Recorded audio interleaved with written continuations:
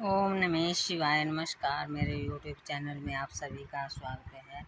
तो गाइस, आज मैंने पत्ता गोभी और आलू बनाए हैं, जो कि बहुत ही जल्दी बन जाती है सब्जी और बहुत ही टेस्टी बनती है।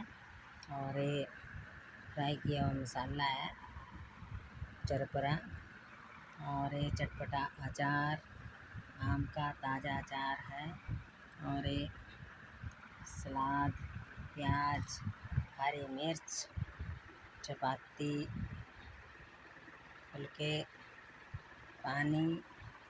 तो गाइस, खाना और पानी ही जीवन है, इसको बड़े प्यार से मिलजुल कर बनाएं, मिलजुल कर खाएं, बहुत अच्छा लगता है। तो गाइस, मेरी वीडियो आपको अच्छी लगे तो लाइक कर देना, शेयर कर देना, जो नए हैं सब्सक्राइब कर देना। तो अगली वीडियो मिलेंगे, तब तक के लिए सभी को मेरा प्रणाम। राम राम जी।